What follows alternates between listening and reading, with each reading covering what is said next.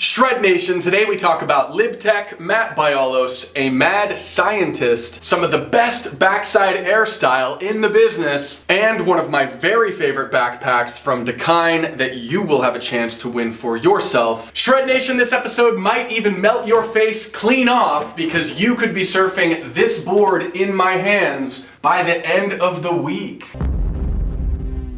Shred Nation, if you have ever been snowboarding, then this man is largely responsible for the sensations that you felt as you slid across the snow. His name is Mike Olson, and he founded a company called Mervin Manufacturing in 1977, and that company is responsible for creating important snowboard brands like GNU and LibTech. I'm bringing this up because if you've ever seen any modern day snowboard, then you're seeing Mike Olson's influence on the world of snowboarding, because he's the guy who first thought it was a good idea to put side cuts into a snowboard, the shape that's responsible for the nose and the tail being so wide with the more narrow center. Now, even though his company is the longest running and only major manufacturer of snowboards left in the United States, what's not widely known is that Mervin Manufacturing, the company that Quicksilver bought in the 90s as a snowboard manufacturer, was originally founded with money earned from building surfboards in the 70s. So it's funny how life works. They're now making surfboards again in Sequim, Washington, which I might be mispronouncing, where holy shit, the waves look better than anything I've surfed this week. These boards that you see in surf shops now have been tested for the past 5 years in waves like this near LibTech's factory, where Mike and his team, after fusing together snowboards for over 30 years, were uniquely positioned to ask this question of, well, how do we just fuse a surfboard together instead of the industry standard of laminating and sanding? These boards have got a lot of attention this year because they look unique and you can step on them, your girlfriend can step on them, you can ride your bike over them and then back up your truck over them. But before you start going crazy, I introduce to you Exhibit A, Ryan Carlson, one of my very favorite underground surfers in California, who surfs these LibTech boards exclusively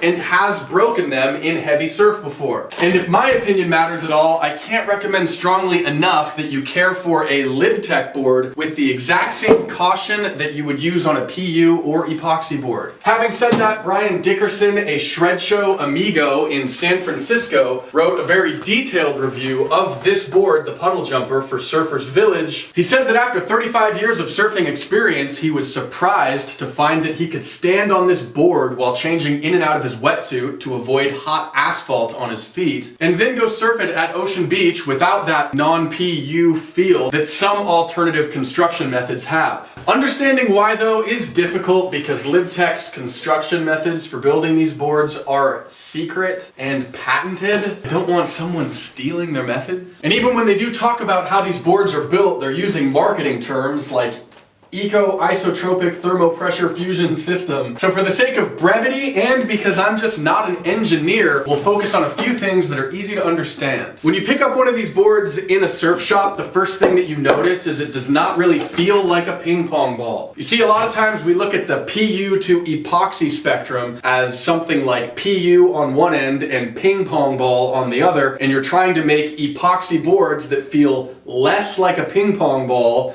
and more like a PU board. This board feels excitingly PU when you touch it, and that might be because the resin used to fuse this board together is kind of epoxy, but not really epoxy. It's a new type of resin that hasn't been used in surfboards before, but I don't have the secret formula, and that's all that I can say. Beneath the resin that you're touching when you feel this board is this stuff, followed by this stuff. But the stuff that's most important to understand about this shape is the foam that is shaped into the shape that you see now, which I'm not allowed to show you pictures of, because that's a secret too. But the point is that while the materials wrapped around this shape, like hexylon fiber foam and magnesium, are challenging to understand, anyone can understand what it means when LibTech says that the nitrogen cell foam that this shape is made out of is greater than 99% closed cell. It means that water can't permeate into the foam if you get a ding. In fact, the only time that you would repair a ding on this board or do anything other than just keep surfing the board with a ding is when you have a ding somewhere on this board that would threaten the board's structural integrity. So for example, like a big ding on the rail. But since these rails are wrapped in this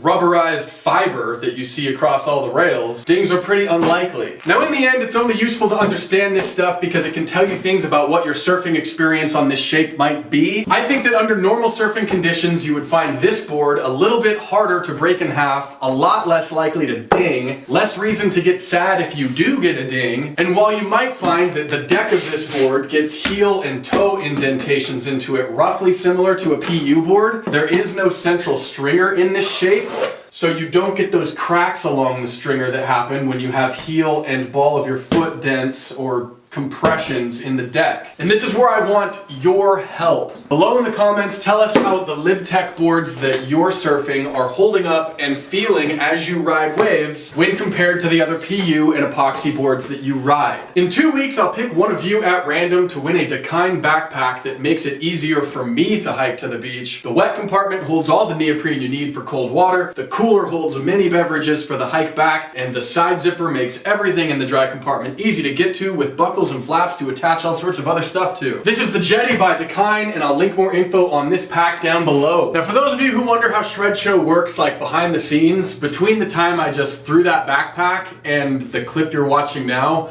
I just went and surfed for like an hour. Now if you look at this shape, you see that it's obviously different than the PU version of the puddle jumper that you see in surf shops. Most noticeably, it's got these wings right here. If we look at this clip, we can see clues about what those wings might mean for how this board surfs. When Ryan hits the lip, you can see the board release with lightning quickness. That type of release in the lip is often associated with wings like this because it creates a place on the bottom of the board for water to fly off. So right when Ryan gets to this point here, he cranks his back foot and he's using this point on the board as a pivot point to release the fins free before re-engaging his fins and riding away like a boss. This board also differs just slightly from the polyurethane puddle jumper in its width as well as in its thickness, but I wouldn't view that as any meaningful design change, just an attempt by Matt Biolos to switch up dimensions and make the shape more accessible for different skill levels and body types. The outline shows something that we're all very familiar with by now, these straight parallel rails running through the majority of the board. That creates a very wide surface for water to be flowing throughout the majority of the board, which would obviously make this board feel very speedy and like it has a lot of scoot moving forward beneath your feet. It's commonly said that as the rails on a surfboard get more parallel, that means more straight, that rails like that make a board slightly harder to maneuver, but wings like this will loosen up the shape of the board some beneath your feet. And if you compare this board to your standard shortboard, you would probably find that you're surfing this shape at about the same volume, just 5 to 8 inches shorter. So you could feel a lot of maneuverability come back into this board as a result of the short length that you would be taking away with a straighter rail. When I've surfed this, I haven't felt any stickiness at all. It feels like it just wants to whip around all over the place beneath my feet. If you look at the rocker in this shape, you can see that it's obviously very low throughout the entire board. You may find that if you measure the rocker in both the nose and the tail of this board, and then compare this board's rocker curve to other boards that you would surf at about the same dimensions, this board has about what you would expect in the tail rocker. It's very low, while the nose rocker might be just a little bit lower than what you would expect for more straight line speed. Single concave, lots and lots of single concave, very deep, slowly becoming a double concave, V coming out the back,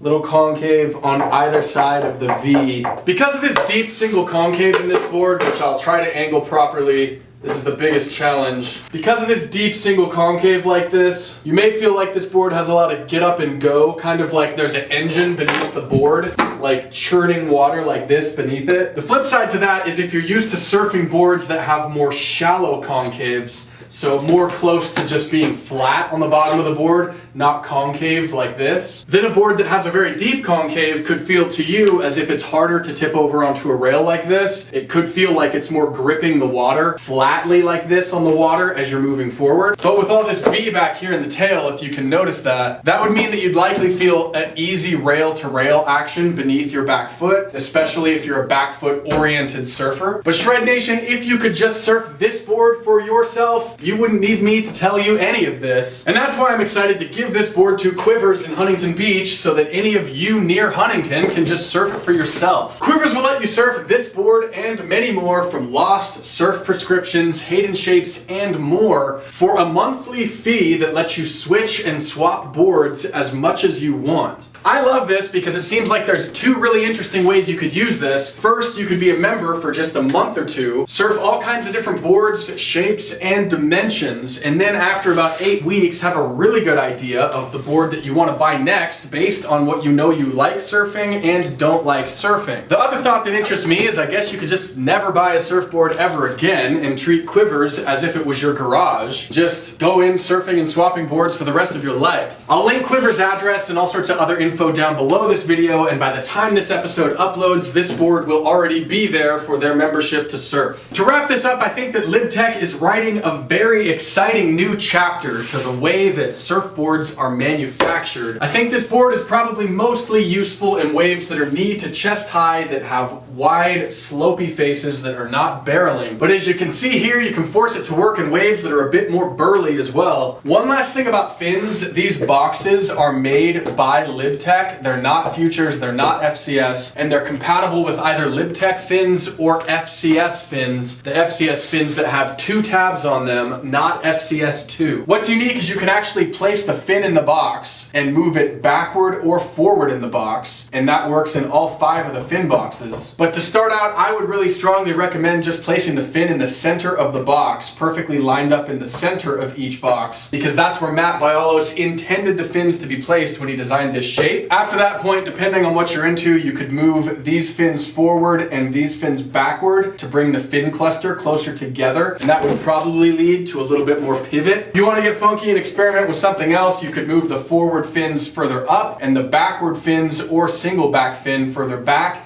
and that would widen out the fin cluster, which would probably lead to a more drivey sensation beneath your feet. Shred Nation, that is it for this episode. We'll see you very soon on Shred Show.